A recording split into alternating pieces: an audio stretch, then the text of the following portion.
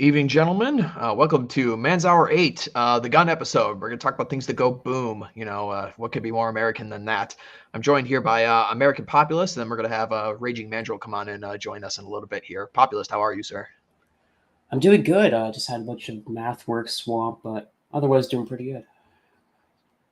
Yeah, it's good working hard to, finish your degree and make some huge dough one of these days and, be a strong based man of power. Awesome. So, Populist, we're here to talk about the most fun of American traditions, the, thing that separates us from all the rest of, the limeys across the pond and the other dopes all over the world, the greatest invention in human history, the firearm. So what is your let's just start at the very beginning here. Do you remember specifically the first gun you ever fired? The first gun I fired was probably a Daisy pump BB gun, a black one. That was the first gun I've ever fired in my life. Yeah, I can probably the same for me too. I had one of those old Daisy pump action pellet guns, shoot varmints around the house and stuff with. Did your dad give it to you, or what was No, it was actually my grandfather. My grandfather originally got me into guns and things because I guess that's where he got it from his father. So I'm grateful for him for bringing that to me, actually. Yeah, for sure. I've spoken on this quite a few times. I've also done a lot of this in my writing and stuff. But my family are a family of hunters. So I grew up around guns from a very, very early age. I got my BB gun probably when I was like 6 or 7, and then my first actual firearm was given to me maybe I was like 8 or 9 years old and stuff like that. And I went on my first legit hunting trip when I was 11. So it's just been a part of my life. Since the very, very beginning. And it's it's amazing just being a part of the American culture. The gun is such a central part of this place. The frontier spirit. They're just common. Everyone knows somebody who's into guns in this place. I can't imagine unless you're maybe in some like leftist crap hole like downtown New York or something, and you've never heard about firearms. But it's just not my experience. Everybody just knows somebody. Yeah, that's my experience as well. I mean, even if they don't use them for sport, they have them for self-defense. Yeah. Especially where I come from, they all have one. Yeah, absolutely. That's something maybe we can touch on the start here. And this is definitely a white pill for me throughout the last couple of years or so. That gun ownership is going up in the United States, and then also concealed carry, is going up all across America. I remember when I was growing up. It was only something around like 6 or 7 states that allowed concealed carry permits, and now it's close to 75% of the states in America at this point. Concealed carry is allowed, and people are allowed to carry guns on their person, for self-defense and personal protection. And you can look at all the crime statistics in the world that it's almost a 10-to-1 ratio of crimes that are prevented with firearms and are actually committed in this country. So everybody, across the pond is always bitching about, how many guns are in the States, and we don't have like mass killings and stuff here. But I got to tell you, man, looking at the horror shows from London and stuff, I would much rather be shot than stabbed, man. You have such a significantly higher chance of surviving if you get shot than, being stabbed. So I'll take my chances any day with that. What do you think, Well, Papa? it's funny that you mentioned London, actually, because I thought of this meme, and it was in a video made by Paul Joseph Watson a couple of years back. But the synopsis of the video was basically this immigrant, Pakistani probably, is in London, and he just stabs a white guy randomly on the street. And then this British cop, this Metro cop, because they're so cocked over that they don't even have weapons on them, the Metro cops. No, man. And so Yeah. he's like, this British guy is like, "Oh no, somebody get a guy with a gun!" Nah. And he like calls his superior with the gun, and the guy just shoots him. This is the state of England. Yeah, no, absolutely. It's funnily enough, actually, there is a bylaw, or I don't know the official term for it or something, but ironically enough, Ted Nugent, the famous rock and roll star and hunter extraordinaire, was the chief pusher of this bill. If you're actually a licensed law enforcement in the United States, you're allowed to carry a gun concealed anywhere in the Anglosphere, anywhere in the empire. So if you go to like England, Scotland, and Wales, unless they've changed this over there, this was definitely on the books within the past couple of years. But if you are a law enforcement, you're actually allowed to carry concealed abroad. So if anyone in the audience is one of those guys and you're doing like a European trip, and I mean, I'll speak from my personal experience because I pretty much carry a gun with me literally everywhere. daily, unless I'm, working and stuff like that. But, I almost feel naked without it, at this point, because it's just been a staple. I've been carrying a gun on my person, God, over 8 years now at this point, just daily. So it feels very weird to me when I just don't have it. No, especially after what happened in Memphis recently, I want to start getting my own concealed carry license and start carrying. Oh yeah, for sure, for sure. Definitely take advantage of that. It's in most states it's extremely easy to acquire. Thank God, it's like not even $100 to take the class, and then it's just one Saturday, and you ship in your license, and the license is good for 5 years. And the reciprocity is so huge at this point that your license is going to be good for you in well over 40 states. Also, a tip for any Americans in the chat as well. You can get a out-of-state license in Arizona, and you don't even have to be a member of the state. So if you guys want to look into that, say you're in a garbage, like California, just get your license in Arizona. It's going to be much more easier for you to obtain. So take advantage of that stuff. As a matter of fact, speaking of the topic on carrying stuff here, I might as well just let me share my screen here, because I actually have. There we go. There's my baby. I carry a Glock 19 with me every single day. Appendix carry, round in the chamber, ready to lock and load. And then also, like, just for additional measure, I do carry a spare magazine on my ankle. If I'm in like a really big public place, I just strap it there. It costs me absolutely nothing to do, and I would absolutely rather have it and not need it. No, definitely the Glock is a classic. I mean, Oh yeah, very absolutely. fine. The second best thing the Austrians have ever created. I'm not gonna name the first one, but that's just a meme that I love so much. Oh man, that's great. I haven't heard that before. That's amazing. Yeah, that's so true. Uh no, and unlike the first Austrian thing, this one did not fail in any way. The Glock is a staple. Guns are literally indestructible. I've had mine, as I said, for over 8 years now, and that thing has not jammed on me once. It has cycled ammo perfectly every single time. Never had an issue with it.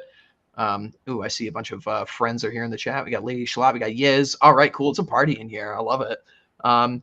Alrighty, but yeah, Glock 19, fantastic starter gun. If you guys are looking into carrying and stuff like that, and Smith eventually, and Wesson is also good too. That's what I have. A Smith and Wesson Easy 9mm. yeah. They also Smith and Wesson is a great place to start. They make a gun, the M&P Shield, which is very cheap. It's only like $300. It's very a good starter gun for you want to get into carrying. This Glock 19 is a little big just on my frame because I'm a tall, skinny guy, but I carry an appendix, so basically right next to my dick, like 1 o'clock basically, and nobody's able to see it if you know what you're doing. Eventually, I am going to do a stream on concealed carrying and stuff like that, and just giving like tips for people and stuff like that. But yeah, definitely get yourself a Glock. I know a lot of people hate on them just like for aesthetic purposes and stuff like that. They're like, oh, they're just ugly looking guns. I've never been in that camp of people. I've always liked Glocks. I like the way they look. I like all the customizable features and everything, and just the fact that they're indestructible. So, but I know like Semi-Agog, he really rails on Glocks. He's not a fan, but to each their own, I suppose. I like the Glock look. I think it looks classy. Pretty standard look. Pretty industrial look, actually.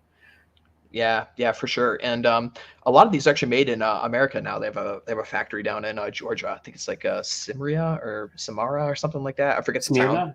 Smyrna? Yeah, it's something like that. But that's where the Glock factory is in America now. So a lot of these are American made at this point, which is cool. But what do we think here? Populous, you were talking about before we went live here, some like gun aesthetics and stuff like that. So what are you thinking about that? What kind of era of gun, as it were, are you really, really attracted to? I really like the Vietnam era M16 a lot, and the M1911. Oh yeah, That's my favorite. I love the look of that gun, even though it has problems, but the look of that is just timeless, like pure timelessness. No, for sure. Yeah. 1911 is gorgeous. I actually had the M16 pulled up here because I'm kind of convinced that the gun aesthetics like peaked in the 80s, So we got our good friend, Al Pacino and Scarface here with the M16 and everything like that.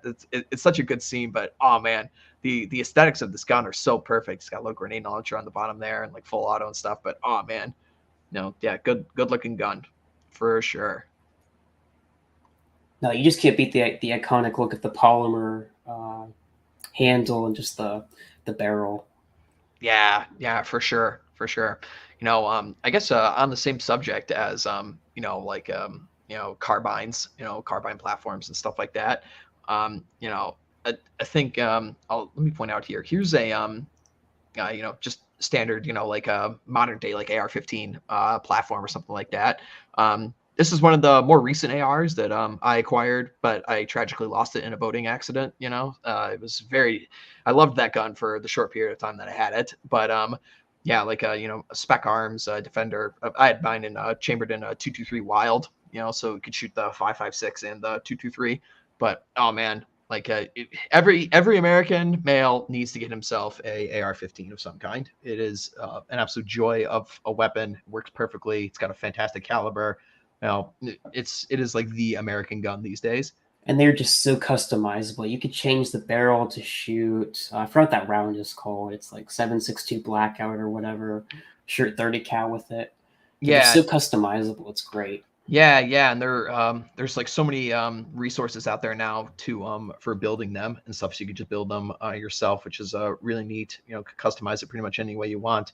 Yeah, you can get it chambered in like 300 blackout, 223 Wild. You can go all the way up to 5.56, or if you want to go hardcore, you can do like a 7.62. I mean, at that point, you could just do an AK. At that point, I've never been a big fan of AKs. I mean, like they're joys to shoot, but the 7.62 is a little much for me. I'd rather just shoot like a bolt action, 30-06 if I'm going to go that big. And I don't know. I just like the AR platform better for aesthetic purposes than like the AK and stuff. But that's just me. I know some guys that will die on the AK hill. Well, I just like it because it's American. So Well, it's just my Americanism for coming sure. out. Yeah, for sure. Armalite has been making these AR models for, God, they got to be going close to 60 or 70 years at this point. I'm not too familiar with their manufacturing and stuff like that, but oh man, yeah. Let's see, what did you guys say here in the chat? FNFAL. Oh boy. Yeah. I mean, it's definitely a good looking gun, for sure he is, but I've never shot one personally. Maybe we could change that when we head down to the meetup in October here. But yeah, there's I have not, but the FAL has been used in so many conflicts, especially during the Cold War, which is why it's so iconic. Yeah, very much so. It was like one of the chief exports from the Soviets. Like you saw the gun all over the world, like Afghanistan to Angola to Vietnam, to Cuba. The Rhodesia, gun definitely. Yeah, South Africa. Yeah, absolutely. The gun definitely has made its rounds. That AK platform is still used by the Russians. And that gun's been in service for over 60, 70 years at this point, and they've just made slight modifications to it. I think they're on like AKMs now instead of just classic AKs. But yeah, I mean the guns are pretty much indestructible. So that's why the Russians get them for so long. They have to, I believe, when they test them in the factories in Russia, they have to freeze the guns to near zero to prove they'll last in Arctic conditions, especially for potential combat in Siberia in the far eastern territories of Russia. Yeah, that makes sense because I mean, the weapon's got to perform in your backyard and stuff like that. It's not really something that Americans have to think about unless we're going to be fighting on a front in Alaska or something. Like just that's an interesting idea about climate affecting like your guns and stuff like that. That's very interesting. Yeah, and you could, and Glock does a lot of that too. You can go on like a YouTube and search like Glock destruction challenges or something like that, and the guys will just put their Glocks through, the most brutal torture in the world. Like they'll stick mud down the barrel in the action, and sometimes they'll freeze them. There was like one video I saw where the guy dropped it out of a helicopter and then picked it right up when the helicopter landed and still shot, totally fine. Those guns are absolutely indestructible, which is why it's always my recommendation if people are starting off for like concealed carry purposes, like just get a Glock. The gun is going to fire no matter what. Yeah, they're easy to understand also to take apart for cleaning as well, which cleaning is a very important part of becoming a gun owner. I had to learn this the hard way when cleaning my AR, which tragically also got lost in a boating accident. But Yeah, of course. learning how to clean your weapons is a very good life skill to have in general. Yeah, yeah, absolutely. It's very, very important to make sure your gun is well oiled, well cleaned. You can't let all the dirt and grime um, get in the barrels and everything, screw up your rifling. If you have a safe and you keep it in your garage or something, you have to make sure the humidity is right, because then you'll get like a rust on your rifles and stuff like that. But yeah. Oh, Yiz actually brings up a good point here. The trigger safety. Yeah, yeah. For any gun that I carry on my person, I require that the gun does not have an external safety. I do not want to be screwing around with, flicking buttons on and off, which is why I don't carry like a 1911, because they do have a hammer safety on the back. But yeah, like the Glock, the only safety it has is just the double trigger, the trigger safety, which is totally fine. The gun's not going to go off, if you bump into something or something, it's not firing unless you, pull those triggers. But yeah, I mean, it's a reason why I'm not a big fan of like a Sig Sauer and stuff like that, because most of their guns are external safeties, and you just don't want to screw around with that when you're in a fight situation. And it's also, as we all know, as gun owners, you got to train with these things, which can be difficult if you're just going to like basic bitch indoor ranges, where they have a bunch of stipulations as to what you can and can't do. So it's much more fun to actually go out in the woods in the wilderness, and you can actually set up a training exercise for yourself to, fire from like a prone position or on your back, or, practice reloads and or fire from concealment. So yeah, there's all parts of being a responsible gun owner for sure. Yeah, I believe my EZ has a grip safety instead of a button. You just hold the grip, and that holds the Mm, button down. So that's not bad either. yeah, yeah, I know. Springfield is really big on that with a lot of their pistols, like their XD series. All of them have grip safeties on them and stuff like that. Which, yeah, if that's your cup of tea, then go for it. For me, I just want to have the absolute least barrier to entry possible for me pulling that trigger and getting shots downrange in a situation like that. But to each their own. This is definitely something to your taste is going to change like as you start like carrying a gun and stuff like that. What you're going to be more and more comfortable with. Like I definitely at the beginning. I remember this when I first started carrying. I was thinking all the time that everybody knew like where the gun was on my person and stuff, because again I got like a small frame. But once you kind of get used to it and everything, you just realize nobody knows really what they're looking for. I got stopped in 8 years. I've been stopped one time. One guy has told me, "Oh, nice gun," and he clearly knew what he was talking about, and so I was printing a little bit. But yeah, most people don't know what they're looking for. No, they're not used to it at all. They're mostly just kind of used to what the mainstream narrative is about guns. That's the narrative for most people's minds, typically. Yeah, absolutely. I mean, just look at what we have pictured here. It's a double barrel, fully automatic, death rifle. Laser beam. Yeah, yeah. I got my chainsaw bayonet that can attach right on the end here. Oh man, it's so hilarious. Like only gun people like will really get this, and it's just such an easy way to dunk on people, especially like either Europeans or just like leftists who whenever a mass shooting goes down or something, and they just know absolutely nothing about the guns. I remember one. It was a couple years ago. There was some like leftist shitheel was had like a picture up of one of the guns, and it was a bolt action 22. You could literally see the bolt action in the picture, and the chick was flipping out about oh, this is semi-automatic, we need to ban these things, you could pick these things up in a store. I was like, God, you are such an absolute dope. I have no idea what you're talking about. Yeah, they don't even know these basic distinctions between a bolt action and a semi-automatic weapon. Yeah, absolutely. I mean, like you ask like most, generic people on the street, they think that this weapon is like, fully automatic and stuff like that, which, it'd be nice. I would definitely like to. I've never shot a fully automatic gun. I would really like to at some point, but, they're difficult to come by, as we all know, and they're regulated to high hell these days. But yeah, it's definitely something I'd like to try. I would as well. They seem really fun, especially like an MP5 or something, MP7. Yeah, yeah. There's definitely a bunch of guns that would like to get. I mean, so let me ask you this, Populous. Do you have like a dream gun in mind or something like if you had, if money wasn't an option, it wasn't an issue for you, what's one that you would really like to get your hands on? A gun that I would really like to have is either an STG-44 or maybe a Vietnam era M16. Yeah.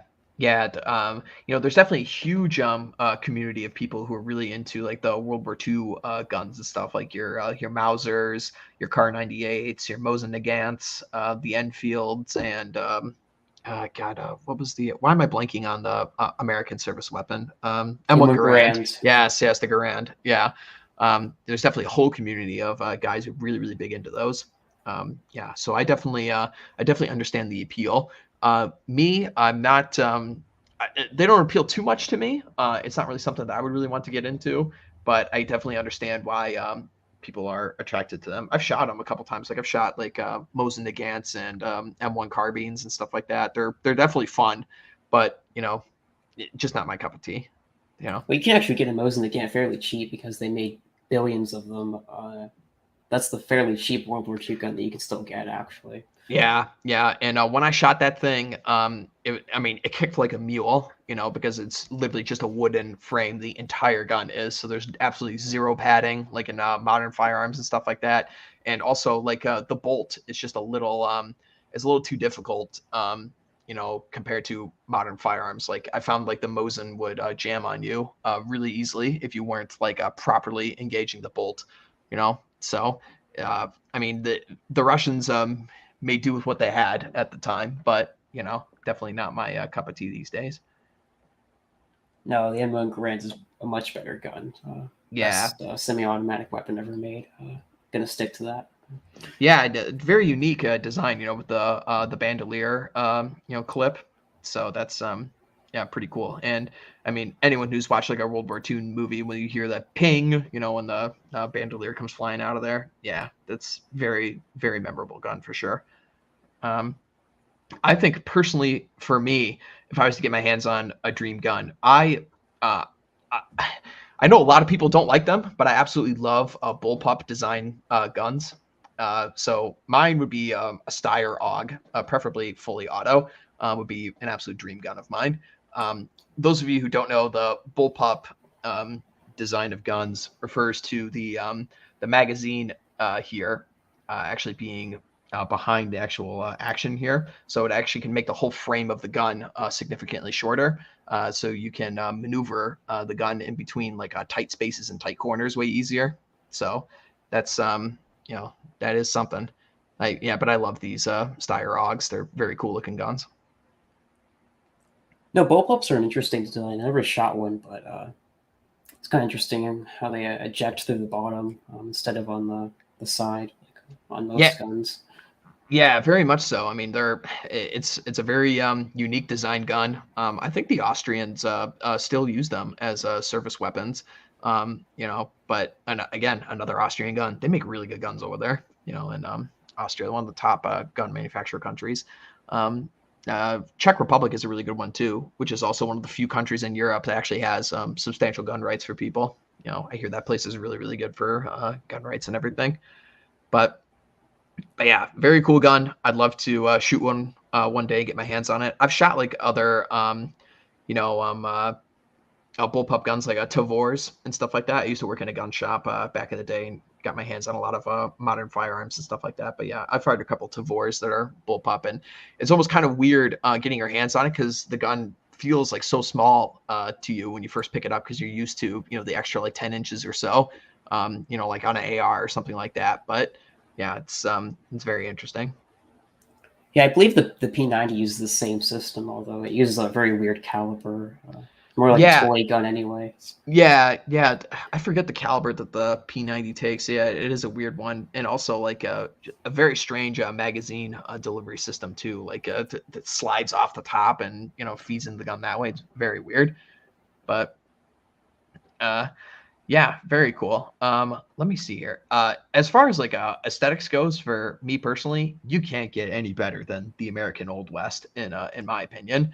like the classic like a Winchester, lever actions, the repeater rifles, like oh man, I really want to get one of these chambered in a 22 caliber. I know Henry still makes them, and you can get like golden Henrys just like something like this, and get it chambered in 22. Oh man, you could shoot that gun all day, I'd imagine.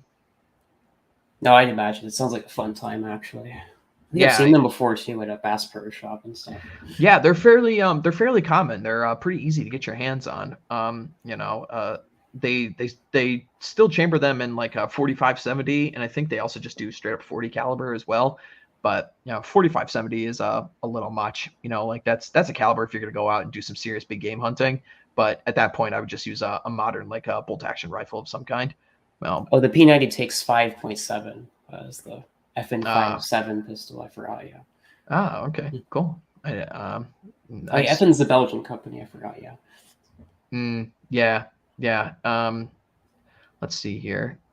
But yeah, like lever action rifles, definitely, a staple of, I mean, we talked about westerns last time on Man's Hour, but yeah, like a very American gun for sure.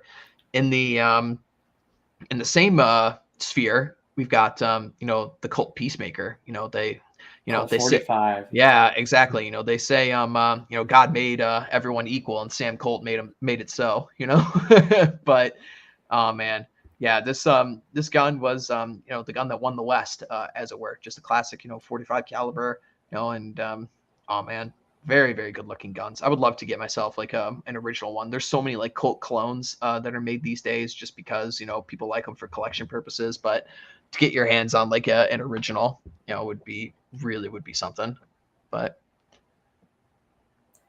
No, the sheer history with this gun is unbelievable, especially in like Texas, Arizona, California, New Mexico, yeah, Oklahoma.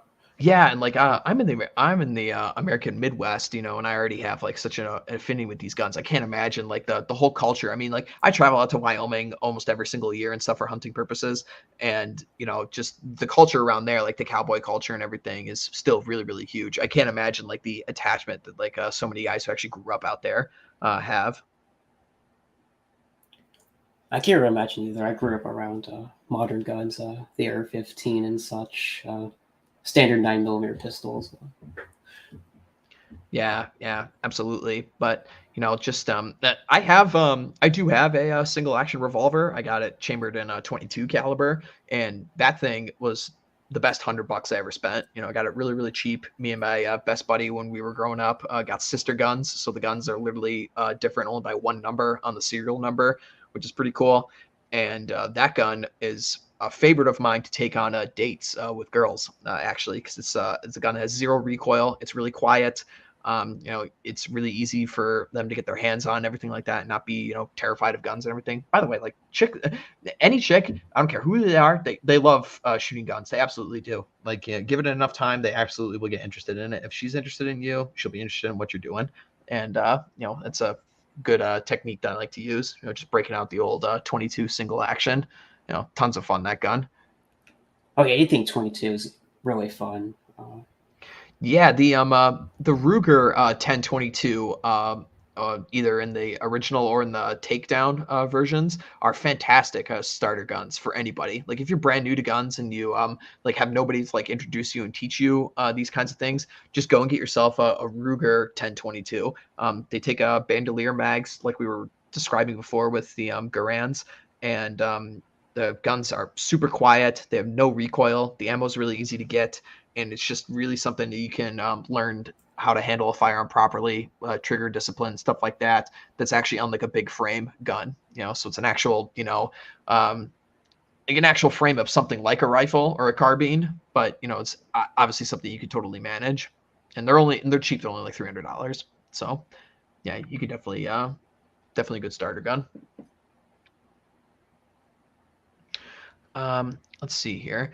Let's talk about just the culture of guns in America as a whole. Because it's still a, very vibrant culture with the the gun clubs and obviously hunting, which is more my wheelhouse and stuff like that.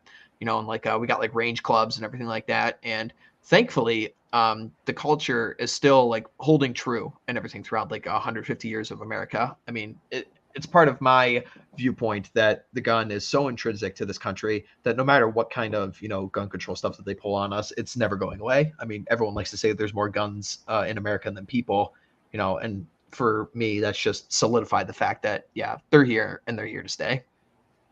No, I think the average Wyoming owns like 7 or 8 guns. Oh, I think that's that was the amazing. statistic. That's amazing. I love it. Oh, I think it's the highest in the country, I believe still. I'd believe it for sure. I mean, yeah, I absolutely love Wyoming. It's one of my favorite states in the entire country. It's absolutely it's got gorgeous landscape, and Cheyenne is a fantastic town for sure. And they got a big God, I forget the name, but they have a huge cowboy festival out there every year. It goes on A for like a rodeo. week. Yeah, yeah. But there's a big name for it. There's a huge festival that they have every year. It goes on for like a week. I forget the name of it, but yeah. So amazing stuff. Yeah, 8 guns per person. That's awesome. I mean, God, at this point, now most of mine are for hunting purposes, like Remington 700 and like Thompson Center Venture Predators and stuff. Most of mine are bolt action rifles chambered in anything from 270 to 300 Win Mag or 308 or 30-06, of course, and then like a 17 Fireball as well, which is gonna use for prairie dog hunting. But yeah, like the bolt action rifle is definitely like a staple of modern American hunters for sure. Let's Yeah, a think gun I here. would really like to own is like the standard American infantry weapon for World War One. The what was it called again? I forgot its specific name. You remember what it was called? The I'm not familiar with World War One guns very much actually. It's a bit of my history I'm a little loose on, as it were. However, the reason I remember that gun is because there was a device called the Peterson device, which made it semi-automatic bolt action gun for World War One, I believe. Really? Oh, that's Yeah, pretty cool. Yeah, I'd have to look into I forgot that. what it was called. Blanking on its name. Springfield something. Mm, Springfield 1917 or something, maybe or somebody in the 1909. maybe someone in the chat will know, but I know it's Springfield. yeah, could be, could be. But yeah, there's all kinds of guns and everything. When was the what was the first machine gun? When did that come out? It was like the 30s or so. Oh, like the not like a Gatling gun or a Vickers, like an actual like personal machine gun was what like I think the Germans did it first in like the 30s or something. It was like the I think it was the MP-28. MG34, or maybe it Mm, was the MG24 or something like that. yeah, it was something like that. I do believe it's the Germans though that made the first one, but I could be Well, wrong they about definitely that. popularized it. That's for sure. Yeah, yeah, but I mean, the first like true, I guess you could kind of say like rapid fire gun like that was of course the Gatling gun, like George Gatling, invented in America, and that was just at the end of the Civil War. The designs were coming down for those, but M1903 is what it was called. Thank you, ah, March. Yeah, that's what it was called. I remember it. okay, okay, cool. But I remember that because in the game Battlefield 1, you could actually change the firing mode to semi-automatic, and you would insert the Peterson device. So that's Oh, why I remember it. how exactly would that work though? If it's like a bolt action and then turns into semi, I have to look this up. I gotta do my research into this. That sounds very interesting to me. I How they believe made it that like work. hooks into the top, and it shoots like a smaller round, so it's less powerful, but you can Oh, still do it. huh, interesting. I mean, of course, the 1911 was the first ever like semi-automatic handgun, and that still being manufactured to this day. I mean, they're very aesthetically pleasing guns and everything like that. So, but yeah, yeah, I'd like to get my hands on one of those, like a real legit one. Like Kimber makes some really good ones these days. I think Smith and Weston still makes a actually really good one too. I mean, again, much like the Colts, they have a bunch of clones of them that are, I mean, you can get one from like, I don't know, like a Rockford or something. What the hell is that? It's like a rock gun company. I forget the name of it. I'm blanking on it right now. But they make like cheap 1911s and stuff like that. But no, you definitely want to get a real one. No, it's a classic. You have to own one. I mean, Yeah, yeah, they're definitely very also gorgeous if you get like a guns. silver one, they're just beautiful looking guns too. Polish them up. Yeah. which I mean, seems it really is just a gun that is like so wonderfully looking. Like I'd love me 1911s for sure. I'm not the biggest fan of 45 caliber. Like I prefer the 9 just because it's less recoil. Get yourself a hollow point round, and the stopping power is just as good in my opinion. And also for me, the 9 millimeter in your gun, you can just hold more rounds in the magazine. Like the Glock 19 that I have is 15 rounds plus one in the chamber. I mean, you'll be lucky to get 12 or 11. With a 45. So they're too much. yeah, it's a much bigger round. That was a lot more recoil, but Yeah. I mean, if the frame of the gun is large enough, you can handle it. But again, like for concealed carry purposes, you kind of want to keep the gun small. Because your job is to conceal it. But bigger caliber on a smaller frame, the gun's going to go all over the place. So the actual like the weight of it tends to help with that a lot, which is why a lot of guys like SIGs because they're still made of metal. Largely instead of like carbon fiber and stuff like a Glock is. But makes the gun more heavy, which helps with the recoil. But you got to get a really strong belt if you're carrying like a couple pound gun on your belt all day. oh yeah, definitely, that's a lot of weight, heavy rounds. But Yeah, absolutely. I mean, so I prefer the 9 millimeter personally. Between like the easier to get your hands on the ammo, the recoil, the stopping power is good if you get the right bullets. More rounds in the magazine, the smaller frame on the gun. Yeah, I just prefer the 9 for carry purposes. although I will Um, say some special forces still use the M1911. They customize them though, but they oh, prefer it for its stopping power. yeah, I believe it. I think in there are circumstances where you're all geared up to the nines, and you're not too worried about like concealing your weapon. I could definitely see like in that situation, I would definitely go with like a 45. Like if I was hunting out west and I was like hiking in the woods or something, I mean I'd want the biggest caliber I can get, on my person. But just walking around when you're in a restaurant or in a movie theater or out and about or something like that, yeah, I definitely prefer the 9. And you know I'll always stick by my Glocks for sure. Um, I think the most American pistol, though, even more than just the glove, sorry, the 9 millimeters, the Desert Eagle, just the absolute yeah, absolute of monster. America. Yeah, Yeah. Jeez. I mean, I've never shot one. My buddy's got one. We've been meaning to go to it, but you can't fire it in an indoor range. You have to go to an outdoor one. And again, they have, depending on the ranges you go to, they have stipulations as to what calibers you can use too. And we just haven't found one yet. But yeah, I'd like to get my hands on it and fire it at some point, just to say that I did it. I mean, I can't imagine spending thousands of dollars on that gun. I mean, no, it sounds awful to shoot, but I mean, it's so American. You have to do it at least once. yeah, it's kind of like the same thing. All the memes attached to like a Barrett, like the Barrett 50 cal. Like if you have the chance and the opportunity to, actually get a hold of one of them, then yeah, go for it. Just shoot it just to say that you did.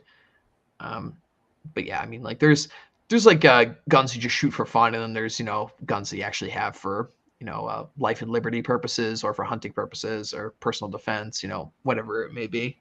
But yeah, I mean, all Americans should absolutely take advantage of their Second Amendment rights to the absolute fullest. And I know from all my friends I talk with from abroad, it's just something that they always wish that they had access to and stuff like I this. believe America is only one of 3 countries in the entire world which shields the right to have a firearm in the Constitution of its country. Well, pretty glad that I So, live here because I'm absolutely taking advantage of that to the absolute fullest. And and looking at the state of most of the world, that's a good thing. Even though things may be sucky here, at least you can still fall back on some fundamental things. yeah, absolutely. I mean, like a lot of people like to rag on the Second Amendment arguments, saying that like, oh, it keeps the government in check, and that more or less at this point has been proven true at this point that yeah, it hasn't really done much to keep our government in check, but I would still choose to rather have it than not. I mean, I feel very safe on my person and in my home, knowing that there's always a gun within an arm's reach of me, for sure. they're also just masculine. Having a gun is inherently masculine. It shows that you're For powerful. You sure. can control the room. You can defuse a situation if you need to, break a fight up. You pull that out. People are going to listen to you. If they're not, they're going to be blown away, essentially. So Yeah, it's very very much so. masculine. Yeah, I think it's absolutely a part of, the American male identity that even if you are in like a state where it's really restrictive, it absolutely is, part of your, I guess I call it masculine burden of performance to absolutely, know how firearms work, know how to shoot them properly. Because at some point in the United States, you are going to run into a gun. You just are. There's no way around it. You're going to see one. You're going to know somebody who has one. You're going to go and shoot one. There's absolutely no way you can live your entire existence in America and not run into a firearm of some kind. I mean, you need to know how they operate. You need to know how to shoot them. Preferably own one. Preferably own multiples. But yeah, I think you definitely hit the nail on the head with that one. It's certainly a part of American identity, and definitely, it is one of the most masculine things you do. That's absolutely true. It's inherently masculine. Also, like the Mm, females like it when you show yourself you're competent with a gun. It shows that you can protect them, potentially a family as well. So oh yeah, for sure, for sure.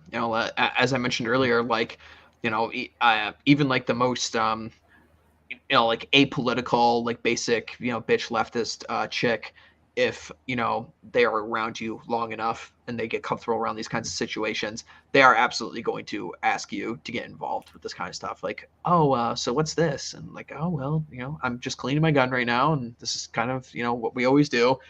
For me, it's not really a big issue because I'm always carrying, so it's something I bring up relatively quickly to my girls. It's like, yeah, I carry a gun. It's on my person. If you're not okay with that, see ya. But it's very rarely come up as a problem with me. Like I've had girls like ask questions about it a couple times. Like at the very beginning, they've been a little bit uncomfortable about it, but given it enough time, like, oh, okay, I definitely feel safe. Knowing that, he's armed. So absolutely, it's definitely something that you guys should be taking advantage of. take advantage while you can. Definitely do it. Yeah, yeah, but as I was mentioning earlier, like this is one of the few issues in this entire country I am white pilled on. Because the gun rights have been expanding, like through like things like the Supreme Court and through things like constitutional carry and stuff like that. Yeah, absolutely. These should be taken advantage of for sure. Yeah, I wish we could get rid of the NFA because it's beyond Yeah. unconstitutional and stupid. Yeah, I mean, of course, and of course, like our good friends at the ATF, like Jesus, it's so infuriating. I got into I don't know if anyone saw this on my Twitter. It was like yesterday or 2 days ago, I forget, but there was like a bunch of jackasses who were bitching about there was this video going around of some chick in Italy who was hunting boars, and she's only regulated to carry 3 rounds in her shotgun, and was just basically fighting off this boar with the barrel of her shotgun because she emptied 3 rounds into this thing and it wasn't stopping. And I'm like, God, that's absolutely infuriating. It's like, oh, okay, you're only allowed to use shotguns and only when you're hunting, and you're only allowed this amount of ammunition in your weapon. It's like, good Lord, you Europeans are so cucked with your gun laws. It's sad. No, that was beyond stupid. It's also like people don't understand like actually how threatening these animals can be in real life. Because most of them have never encountered it beyond the safety of their suburbs with where they live. I've been to Colorado and things and ran into like elk and things, and you want as many rounds as you can because these things are massive and they're powerful.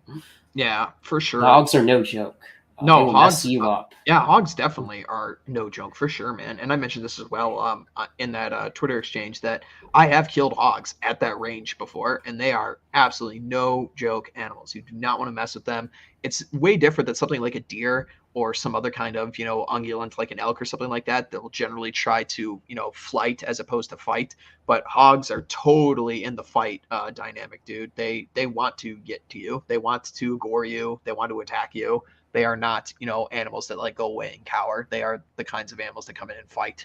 So, you definitely want to empty as many loads in as you can. No, yeah, definitely. Deer are something that most people are kind of used to, and they're very passive. Not going to mess with you most of the time. I've never seen an aggressive deer in my life. Even the Yeah. male ones, they're not aggressive typically.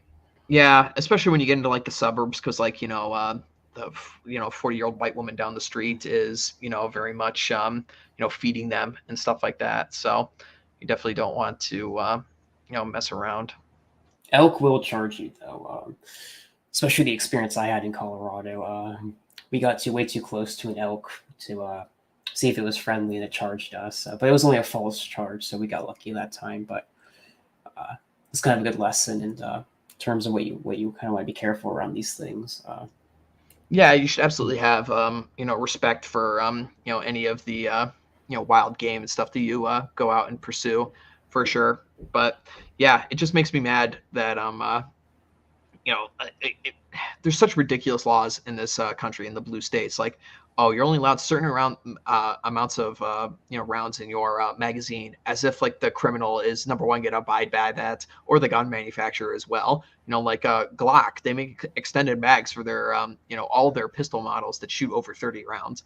So it's like, okay, they're really easy to get your hands on. Nobody's going to abide by them, and it only hurts the actual guys that are looking to either defend themselves from roaming gangs of youth, as it were, like we saw in Memphis yesterday, or from a dangerous animal.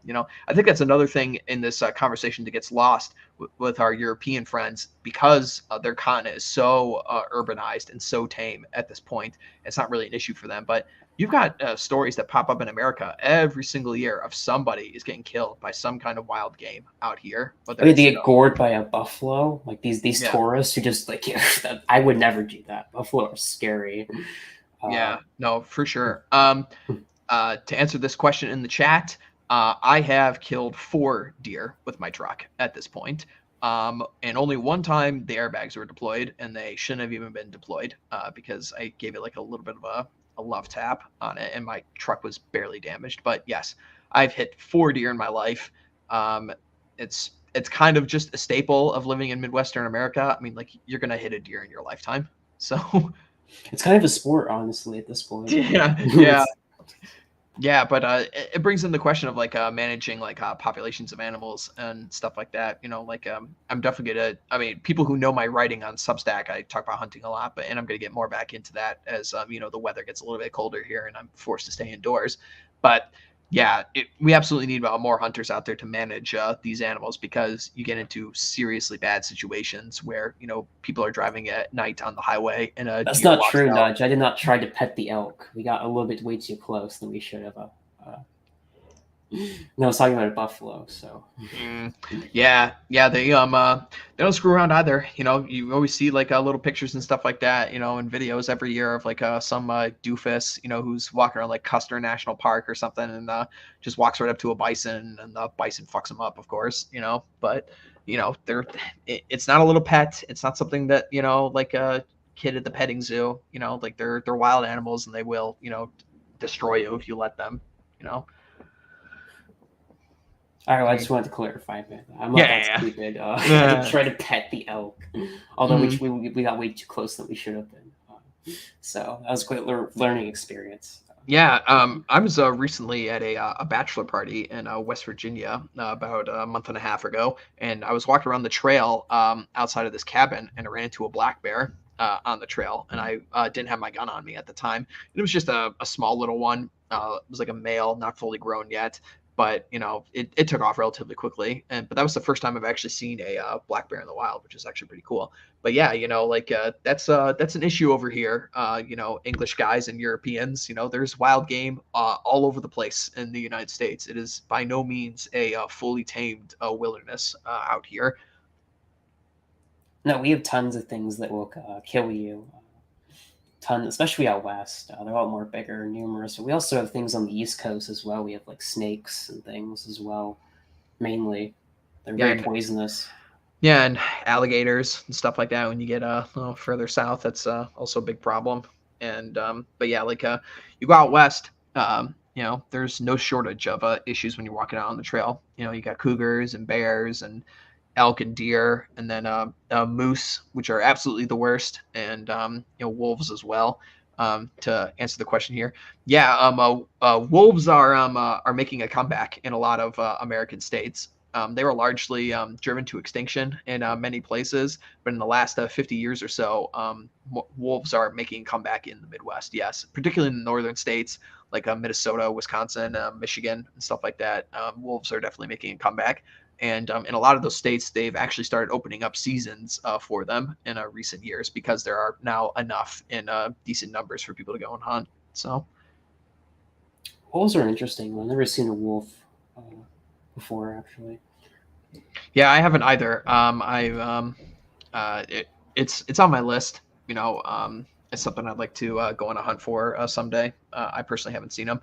Back on the subject of boars, though, one of these days I'll probably if I haven't already, I'll probably tweet this picture out at some point. But there was a boar in my backyard in winter, maybe 5 or 6 years ago at this point, and my dog at the time had it cornered under a pine tree in our backyard. And I ended up taking my Glock outside and basically was holding back my dog and shot this boar while it was trying to get at my dog. So even in like semi urban and semi-rural areas, because I'm in the suburbs, you can still run into boars out here, and they're no joke.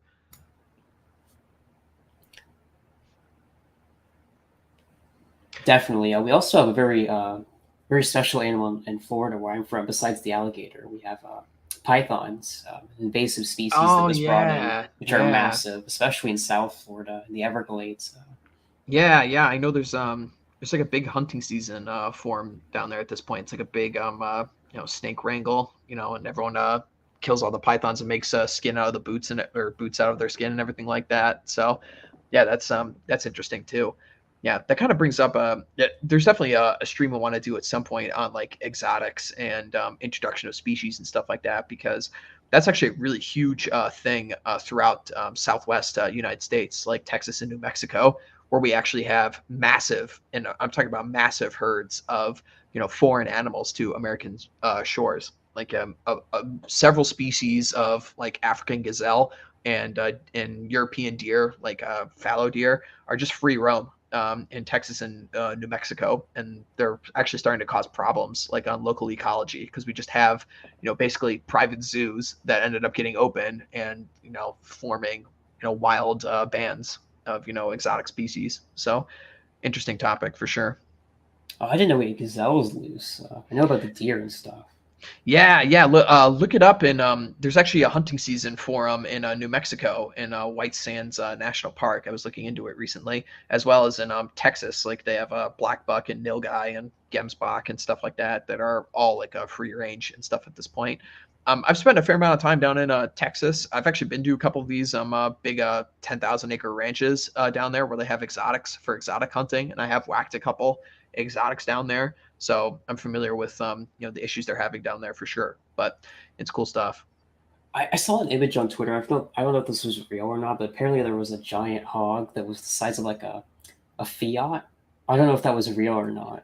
I don't know if you Mm. saw that image, but No, I haven't, but I believe it. I mean, like there's some like Russian and Eurasian boars that can get well over like 300, 400 pounds. If you get into that area. I'm like, bro, you So need a 50 cal. You need a machine gun to take that thing out. yeah, they don't screw around for sure. But I think that was in Alabama too. yeah, I believe it. I believe it for sure. But yeah, so guns have just always been a part of, American identity, the frontier stuff from the, early days. Most of like gun innovations have come from this country, I mean, we just started at the very beginning with basic like musket balls and Pennsylvania long rifles and stuff like that. And here we are getting into, actual cartridged rounds, around the time of the Civil War with like repeater rifles, and then you're getting into true modern firearms and stuff like that, semi-automatics. Like gun culture is very, very rich in this country for sure. No, so many iconic guns have been invented here in this country. It's a history that most people haven't appreciated that much as of recently, mainly because of the culture, mainly the media is making guns so. I forgot what the term is, like To- unacceptable. I don't yeah, like know. toxic, I Yeah, guess. Yeah, like a right stigma. wing. Uh, Yeah, well, yeah. I mean, like, the culture is just inherently right wing, all about it. Like there's just something attached to, like obviously like the masculine energy, but also just the self-ownership, I guess, is a good way to attach it, and responsibility and stuff like this. Like, you'll never find a more, friendly and responsible group of people than you go to like a gun club or something like that. Like the stereotype of, just a bunch of rednecks out in the woods, with just absolutely no safety at all. It's like, dude, I feel the most safest in the entire world going to a gun range and stuff like that. Everyone's on their A game, and anybody who's not on their A game just immediately gets, tossed out of the community. So there's definitely a lot of barriers to entry for sure, which is good. No, they're incredibly safe and very knowledgeable about guns too. I would recommend you go to your local gun club if you haven't. A lot of Yeah. knowledgeable boomers there. I have like a Vietnam veteran who was also, I think, in Guatemala or something, part of a CIA operation. Mm. He knows a lot about firearms. So. Oh yeah, for sure. I mean, there's tons of resources, not just online, but again, like in person as well. Like, just go to one of these old gun clubs if you have them around you. Like you mentioned, there's going to be a large conglomeration of like old army vet boomer guys and stuff like that who would love nothing more to share their knowledge about firearms and stuff like that. I mean, again, like just gun culture as a whole is one of the few like very masculine spaces that we have left too as well. So that's definitely something that we should bring attention to, especially like younger guys that are just starting out. Maybe you didn't like grow up around like hunters or gun people or stuff like that. The barrier to entry really isn't that large. As we were saying earlier, there's a lot of like beginner starter firearms that can only run you like $300, so it's not that much. And just going to any of these clubs or ranges, there's going to be somebody there, who will teach you. Absolutely. Or And as it's like a an older person in your community, there's bound to be a based Q boomer who is very knowledgeable about firearms. There's always one, if you live in a red state especially, there's always bound to be one, and he's very knowledgeable if you can find them. They're usually very approachable if you just ask them. yeah, yeah, for sure. Absolutely. And just like when you go into any community where people are like really knowledgeable about it, they just want to they want to teach you all about it. It's like the same thing could be said for like gym bros and stuff like that. Like, if someone's knowledgeable about something, they want to teach you about their knowledge and bring you into the community, bring you into the fold. And that is absolutely the case in the gun community as well as like the hunting community. The hunting community it's a much harder barrier to entry because, you have to be in like a specific state and county for you to actually like, find some game to go take advantage of and stuff like that. And, it's obviously a lot more difficult, much more safety involved. But, just getting into gun culture itself, it's very, very easy to do if you're not in, like New York City or Los Angeles or one of the other, Portland, one of the awful parts of the country that why would you live there anyway? But It depends on the state you live in. If you live in a red state, it's very accessible, typically, mm-hmm. unless you live in like one of the cities in red states. But even Yeah. there, like the laws really don't affect it because they're really cracking down on these blue counties trying to enforce unconstitutional gun laws. That's something that Republicans have actually been getting really good at recently. Yeah, this is what I mean when I was saying earlier. Like, this is one of the few issues I'm actually white pilled on. It's one of the few things that the Republicans know that they cannot cuck on. Like, if they cuck on this issue, they get no support from anybody. It is basically a settled issue in this country that guns are here, they're here to stay, and nobody's giving them up. That isn't like actually really serious about it. Someone that isn't like God, what's that shit heel leftist guy that keeps making the rounds on Twitter? The guy with the stupid big eyes and the big teeth and the big forehead is always screaming at the camera like Dax something or other, or Dash, or some fucking retarded I know who name. you're talking about. I can't remember his name.